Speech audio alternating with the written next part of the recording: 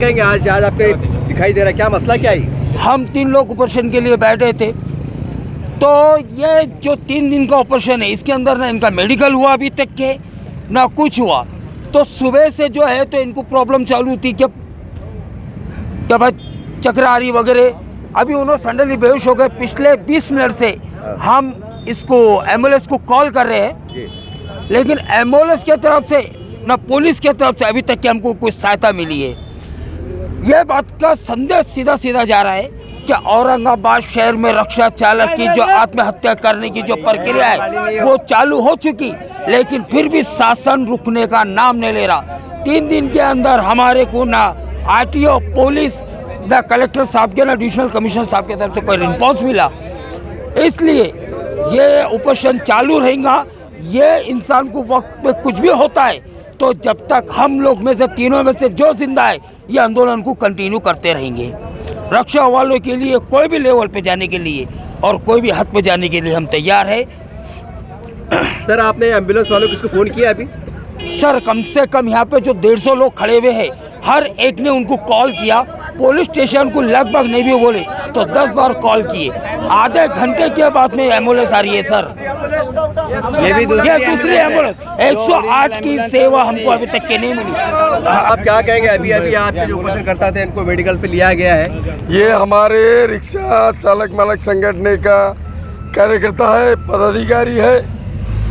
अगर इसको कुछ होता है तो ये जो लापरवाही सरकार की जा रही, भगवान ना करे अगर इसका कोई मैसेज गलत आया तो ये खामियाजा पूरे शहर को, पूरे महाराष्ट्र को, पूरे इंडिया को भुगतना पड़ेगा। हमारी जान लेना अगर ये सरकार चाहती है तो हम पूरे एक साथ अभी तक का, इसके बाद उपोषण करने की नौबत नहीं आएगी कोई ड्राइवर को। जब तक ये हमारी डिमांड पूरी नहीं होती आंदोलन नहीं लिया जाएगा।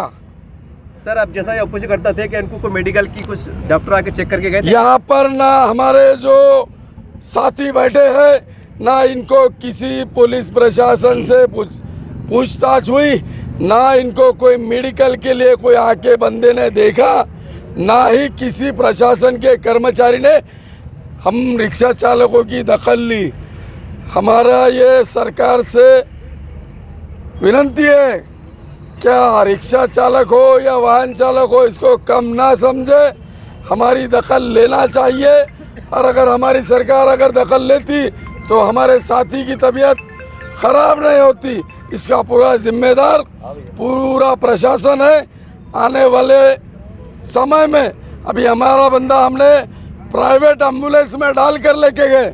108 को कॉल करने के बाद भी 108 नंबर की एम्बुलेंस वक्त पर नहीं पहुंचती और सरकार कहती है कि हम हर सुविधा वक्त पर देते हैं। धिक्कार हो ऐसी सिर्फ सरकार पर।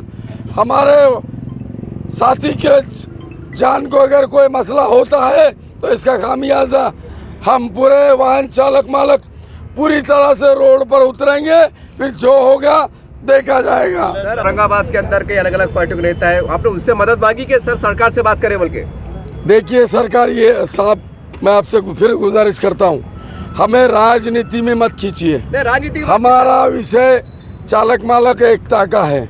आप जो सवाल पूछ रहे, हम कोई राजनीति लीडर नहीं है। सुनो, पहली बात, आपका जो सवाल है कि राजनीति, हमारे एमपी यहाँ के खासदार, इनको टूर्नामेंट से फुर्सत नहीं है। हमारे शहर में आला अच्छे दिग्गज नेता है, लेकिन इनको उनके फुर्सत कामों से नहीं है।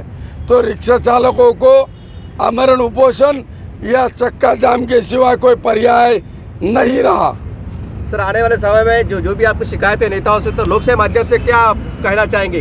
हमारी जो डिमांड है अभी मैं आपको बता चुका हूँ कि अब तक हमारे साथी की तबीयत की खबर हमें मिलती नहीं, हम कोई वाहन चालक गाड़ी नहीं चलाएगा। सर अभी आपने कहा कि कोई पुलिस प्रशासन का आदमी नहीं आया। मेरा सवाल ये कि आपने आयुक्त साहब से बात की, क्योंकि वो बड़े ऑफिसर है, उससे सीधी से बात की कि सर ये क्या चल रहा है? उनके पास आप तो सहायता मांगी आपने? कौन से आयुक्त से बात करना है? कमिश्नर साहब से। साहब पुलिस कमिश्नर साहब को ही तो निवेदन देने के बाद उपोषण को बैठते हैं। उपोषण की परमिशन पुलिस स्टेशन से मिलती है। आयुक्त कार्यालय से नहीं, हम उपोषण कर चुके। जब पुलिस आयुक्त साहब को निवेदन पे निवेदन, निवेदन पे निवेदन, निवेदन पे निवेदन देने के बाद तारीख पे तारीख दिए जाती, वो तारीख का कोई मसला हल नहीं होता, तो हम लोगों को भूख हड़ताल पे बैठना पड़ता। इसके जिम्मेदार पुलिस प्रशासन है। आपका शुभ नाम बताइए, पद बताइए। महाराष्ट्र वाहतूक सेना जिलाध्यक्ष और सभी संगठन के पदाधिकारी यहाँ पर मौजूद है, उपोषण करते मौजूद है।